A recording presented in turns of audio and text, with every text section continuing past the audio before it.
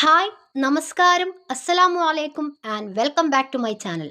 ഞാനിന്ന് പറയാൻ പോകുന്നത് ലോകത്തിലെ ഏറ്റവും വലിയ പണ്ഡിതന്മാരിൽ ഒരാളായിരുന്ന ശ്രീ ആചാര്യ ചാണക്യൻ പറഞ്ഞ ചില മഹത്തായ കാര്യങ്ങളാണ്.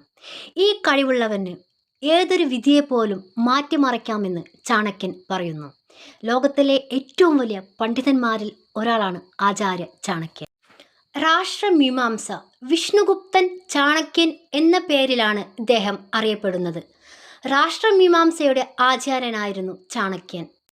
ലോകം കീഴടക്കാൻ കഴിവുള്ള ഒരു മനുഷ്യനെക്കുറിച്ച് ചാണക്യൻ നീതിശാസ്ത്രത്തിൽ കുറിച്ചിട്ടുണ്ട്. അവനാരാണെന്നറിയണ്ടേ? സ്വന്തം മനസ്സിനെ അടിമയാക്കാൻ കഴിയുന്നവൻ എല്ലാ കാര്യത്തിലും മറ്റുള്ളവരെക്കാൾ മുൻപന്തിയിലായിരിക്കുമെന്ന് ആചാര്യ ചാണക്യൻ നമ്മളെ ഓർമ്മപ്പെടുത്തുന്നു. യഥാർത്ഥത്തിൽ പല ആളുകളും മനസ്സിൻ്റെ അടിമകളാണ്. ഈ മനസ്സ് കാരണം ആളുകൾ പല തെറ്റുകളും ചെയ്യുന്നു. മനുഷ്യൻ സ്വയം നിയന്ത്രിക്കണം. ഒരു മനുഷ്യൻ തൻ്റെ മനസ്സിനെ നിയന്ത്രിക്കാൻ പഠിച്ചാൽ അവൻ അവൻ്റെ ജീവിതത്തിൽ വിജയിച്ചു എന്ന് ശ്രീ ആചാര്യ ചാണക്യൻ നമ്മളെ ഓർമ്മപ്പെടുത്തുന്നു.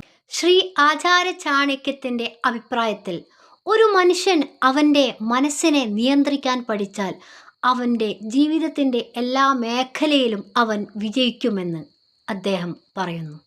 ശ്രീ ആചാര്യ ചാണക്യൻ പറയുന്നു, സ്വയം മനസ്സിനെ നിയന്ത്രിക്കാൻ കഴിയുന്നവൻ സമ്പന്നനായിരിക്കും.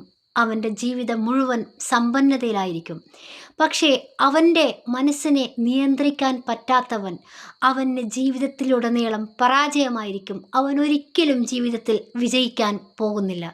മനസ്സിനെ നിയന്ത്രിക്കാൻ നമ്മൾ ശ്രമിച്ചു കൊണ്ടേയിരിക്കണം. ശ്രീ ആചാര്യ ചാണക്യൻ്റെ ഈ മഹത്തായ കാര്യങ്ങൾ നമ്മൾ ജീവിതത്തിൽ പ്രയോജനപ്പെടുത്തിയേ മതിയാകും.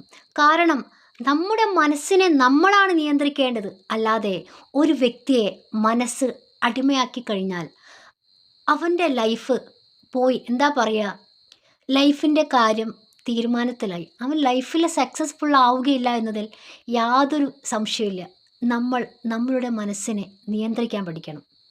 എങ്കിൽ നമ്മൾ വിജയിച്ചു എല്ലാ കാര്യത്തിലും. ആരെയും നമ്മൾ പേടിക്കേണ്ടതില്ല, ഭയക്കേണ്ടതില്ല. നമുക്ക് സ്വന്തമായി എല്ലാം ചെയ്യാം. നമ്മളുടെ മനസ്സിനെ നിയന്ത്രിച്ചില്ലെങ്കിൽ ഈഗോ, സൈക്കോ പോലുള്ള ഒരുപാട് കാര്യങ്ങൾ നമ്മുടെ മനസ്സിനെ അതിഭീകരമായിട്ട് പീഡിപ്പിച്ച് നമ്മളല്ലാതെ തന്നെയായിരിക്കും. നമുക്ക് ലൈഫിൽ ഒരു വിജയം ഉണ്ടാവില്ല. എപ്പോഴും സങ്കടവും ഡിപ്രഷനും. അതിലുപരി ഒരു വേറൊരു വാക്ക് നമ്മളിനി കണ്ടെത്തേണ്ടിയിരിക്കുന്നു. ഈ പറഞ്ഞ വാക്കുകൾ ഉപകാരപ്പെട്ടുവെങ്കിൽ ലൈക്ക് ചെയ്യാനും ഷെയർ ചെയ്യാനും കമൻറ്റ് ചെയ്യാനും മറക്കല്ലേ. ജീവിതത്തിലുടനീളം നമുക്ക് ഇതുപോലുള്ള മഹാപണ്ഡിതന്മാരുടെ വാക്കുകൾ കൂടെ കൊണ്ടുപോകുവാനും പകർത്തുവാനും സാധിക്കട്ടെ എന്ന് ആശംസിച്ചുകൊണ്ട് നെക്സ്റ്റ് നല്ലൊരു വീഡിയോ ആയിട്ട് വരുന്നത് വരെ bye, take care and see U.